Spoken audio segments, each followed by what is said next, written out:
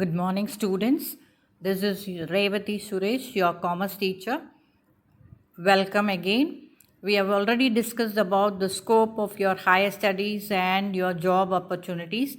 So let us move into what is commerce, what are its objectives, what are we going to learn, how many chapters are there, your question pattern, and all these details we will be discussing today. And we will not be going into the units right away today itself. We'll be just seeing what are the important terms that you should know in commerce so that you will get familiarized and then you will learn the subject very interestingly. So let me begin with how many units are there in your commerce lesson, commerce subject. So there are altogether 10 units, and each unit is divided into 3 chapters. So each and every chapter is divided into subheadings so that you understand the lessons clearly and the terms clearly. All the 33 chapters in the book are a real treasure for one who wants to know or learn the theory and practice of commerce today. So you have to look into these chapters as useful, informative, and capacity building capsules in an individual student who wants to learn the elements and fundamentals of commerce. And one more thing, student, omission of any chapter would lead to loss of knowledge in real terms and other related benefits. Again, the chapters are divided into subheadings so that each and every term is understood clearly, and at the end of every lesson they have given success stories so that you can read the real life incidents of some of the role models, and you can take them as role models and you can also follow their footsteps and get success in your life. And certain case studies are also given so that the study is made very interesting, and some project works are also given for you to do for your own thinking. Some of the points where you could express your ideas, that is also given, that column is also given for future learning. This section is attempted to make the students to learn about necessary concepts or section of commercial knowledge by doing homework or by doing further study through browsing or learning from reference books. So you can refer to different books, or you can even search online and get certain points related to your subject. And key terms are also given at the back of each and every lesson. Questions are given, and that QC corner, QR code is also given there so that you can go and search on the online. And glossary, that is a very important section where you could know what are the new terms that is being used in commerce. So you will be familiar with each and every. So children, you have got 10 units divided into 3 chapters each. And today we will be seeing, I told you, just the important terms which are related to commerce. Now let me begin with what is commerce. Commerce is actually buying and selling of things. So we are going to just go through from the branches of commerce. What are the branches of commerce is? What is buying and selling? What are the branches that are related to commerce? Here you could see the wheel of commerce there. Commerce is the center point, and all these wheel or all the other activities which are involved. For example, transport, banking, insurance, warehousing, advertising, and communication, trade. All these activities help the commerce to run successfully. Aids or to trade or functions of commerce or branches of commerce. These points which I have given you in the clipping are the various branches of commerce. They are transport, warehousing, banking, insurance, packaging, advertising, and publicity. Without these branches of commerce, we cannot run the business successfully. These are very, very essential for running a business successfully. For example, transport, let us take. How will transport be helpful for running the business successfully?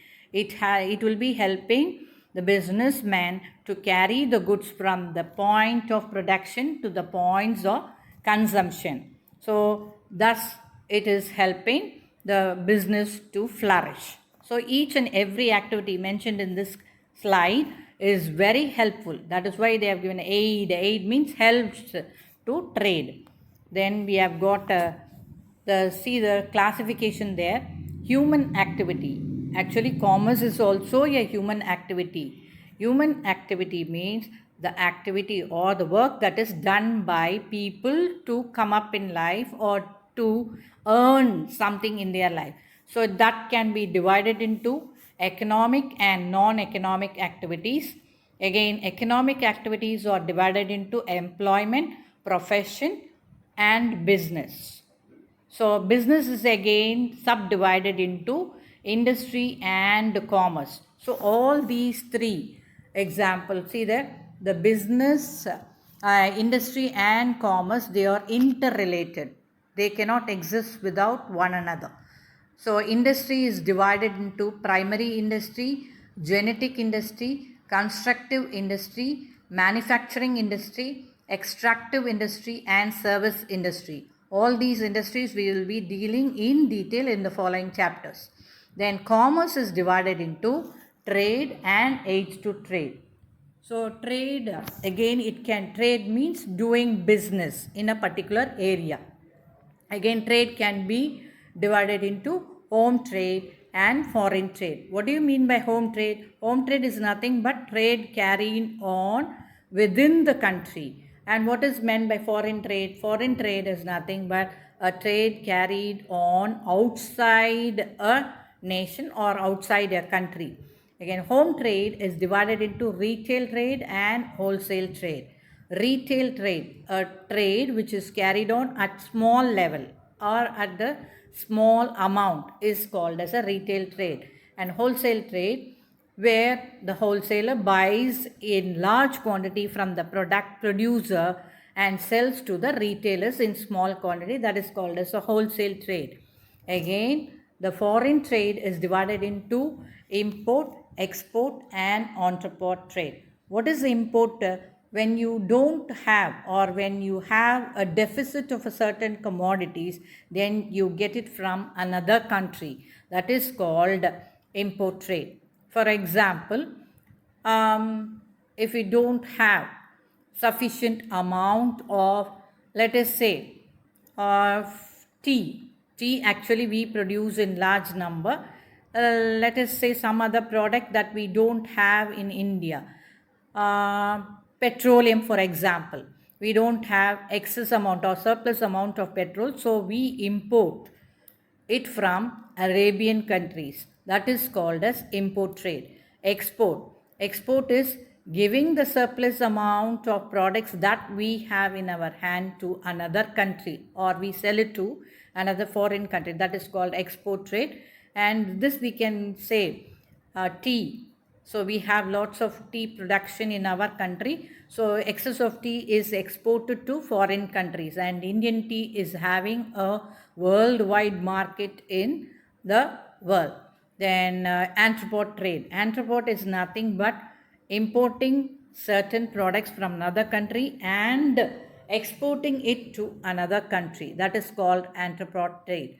And to carry all these trade activities, commerce helps in aids to trade. That is, aids to trade, they help in doing a trading activity successfully. What are the aids to trade, or what are the branches of trade? They are called as banking, insurance, warehousing, transport, communication, advertising, publicity, and mercantile agents, etc. So these play a very important role in carrying on trade successfully. So next we are going to see what are the branches of commerce, and here we are going to see what is commerce. Commerce includes all the activities which contribute to the transfer of surplus goods from the original producer to the final consumer at the right time, at the right place, in the right quantity and at the right price. So this is called as commerce, and commerce includes all this. Commerce means just buying and selling of things. In simple terms, commerce means buying and selling of things. But it also includes all the activities which are contributing to the transfer of surplus goods from the original producer to the final consumer. Who is the producer? A person, one who manufactures or one who produces a product is called as a producer. And who is the final consumer? A person, one who buys the things or buys the product is called as a consumer.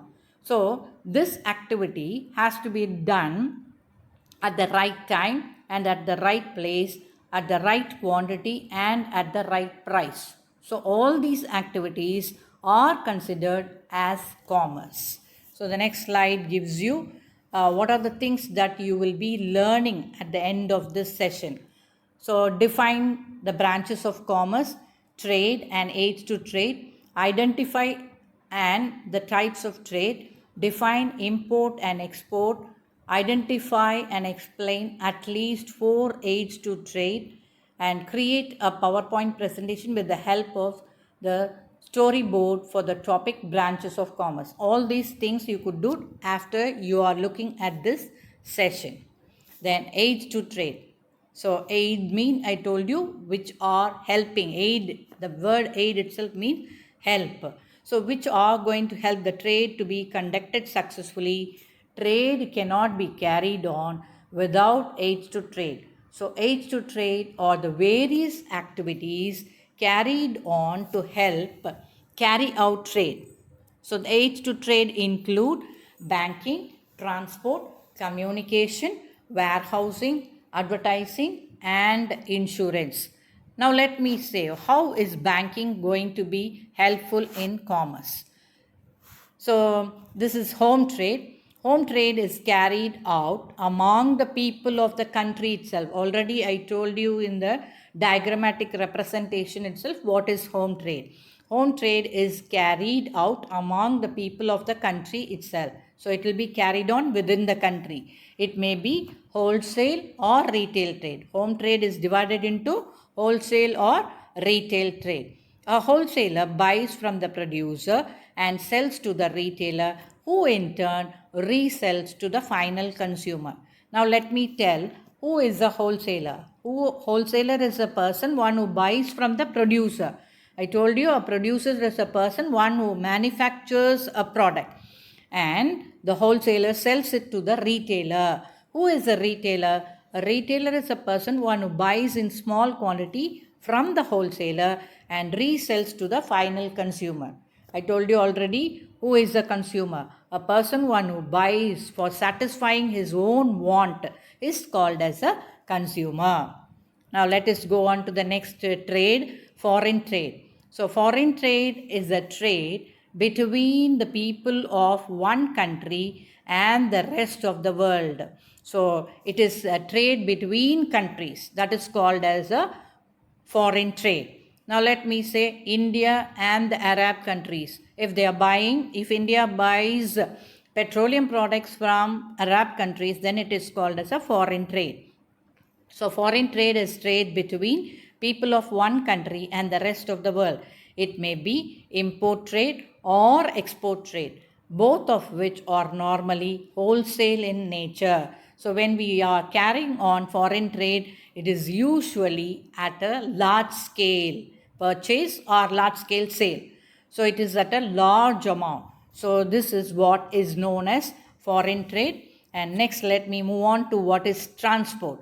Without transport, it is impossible for raw materials and finished goods to move from other sources through the various stages until they reach the final customer or consumer. Imports and exports are normally transported by sea and air. Same time, goods in home country are conveyed by road and rail. So let me again explain. Without transport, we cannot carry on any trade, whether it is home trade or foreign trade successfully. Foreign trade is carried on through air and water, whereas home trade is carried on conveyed by road and rail, that is internal transport. So these are the important. Transport removes the hindrance of place. That is, the products can be transported or carried from the point of producer to the point of customer at the right time. Next, let me come to the next slide, that is banking. What is banking and how does it aid commerce? Commercial banks facilitates trade and production by providing finance loans and overdrafts. Other services of current account, receipts, payments by check, standing order, direct debit, etc. Services of deposit accounts and other services. So commercial banks, what are commercial banks?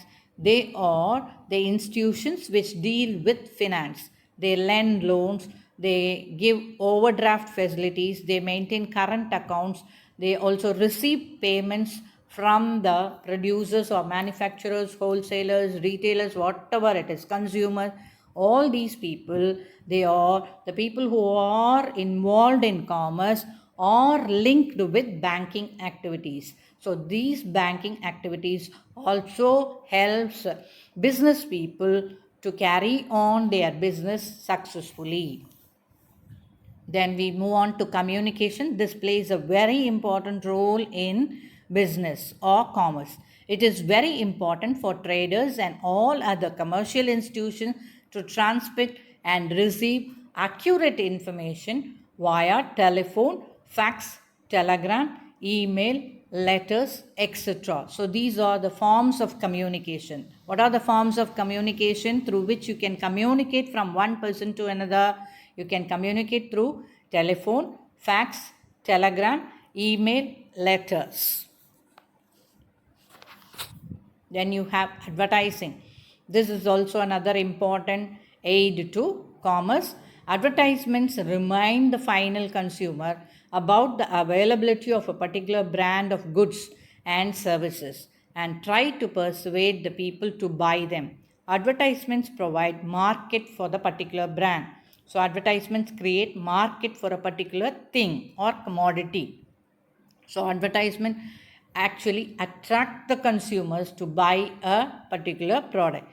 And one more department is also connected with advertising, that is R&D, research and development of a product. So what does this R&D department do? They do researches for the business people, and they are helpful in developing a particular product. So they just do analysis or survey about the market and give to the manufacturers or producers about what are the levels of consumption level in the market, and the the producers, they start producing according to the consumption level.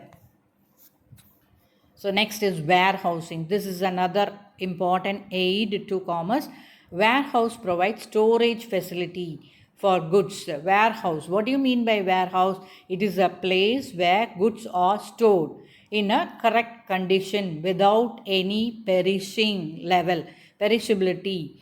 So certain products, for example, fruits, vegetables, flowers, these has to be stored in a air conditioned warehousing facility. So the product's nature depends or determines how it has to be stored in a particular place so that it can reach the consumers at the correct quantity and quality at the right time.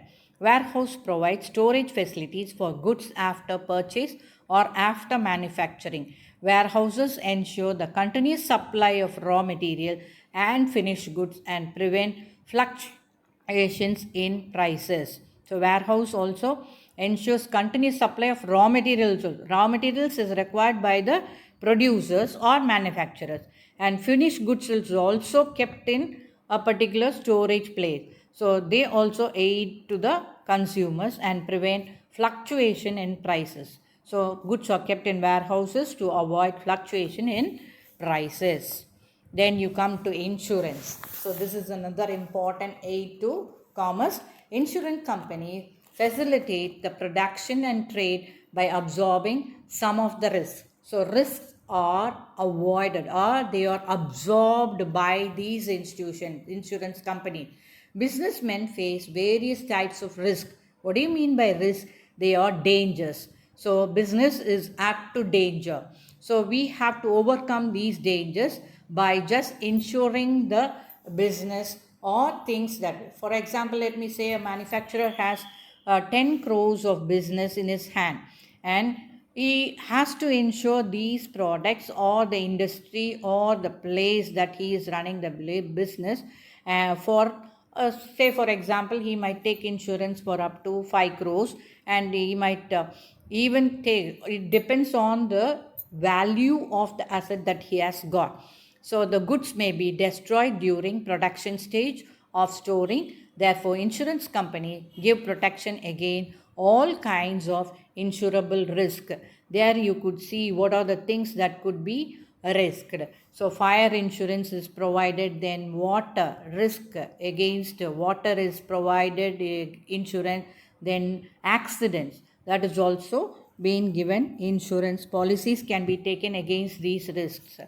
Then you have got, we are coming to the end of this slide.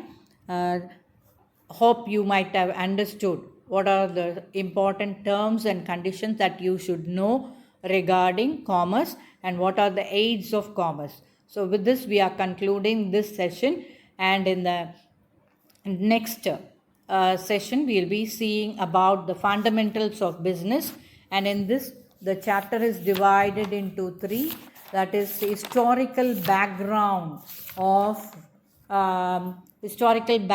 commerce in the subcontinent, especially in southern India or in the southern Asian countries, South Asian countries, how it had started developing, commerce started developing. There we'll be seeing about barter system, hindrances of commerce, elimination of hindrances of business. So let us hope for another interesting class in the next session, and I will be